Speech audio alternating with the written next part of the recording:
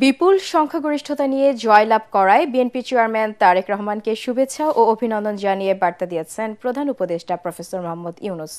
অভিনন্দন বার্তায় তারেক রহমানের উদ্দেশ্যে প্রধান উপদেষ্টা বলেন, গণতান্ত্রিক উত্তরণের ঐতিহাসিক প্রক্রিয়ায় জনগণের এই সুস্পষ্ট রায় দেশের সাংবিধানিক ও গণতান্ত্রিক ধারাবাহিকতা এবং প্রাতিষ্ঠানিক স্থিতিশীলতার ক্ষেত্রে অত্যন্ত গুরুত্বপূর্ণ মাইলফলক হয়ে থাকবে।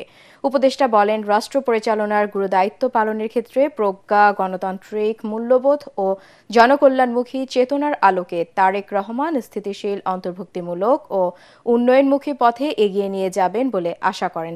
দেশের মানুষের কল্যাণ, ন্যায় বিচার প্রতিষ্ঠা এবং সমৃদ্ধ দেশ গঠনের লক্ষ্যে সব উদ্যোগের সফলতা কামনা করেন তিনি।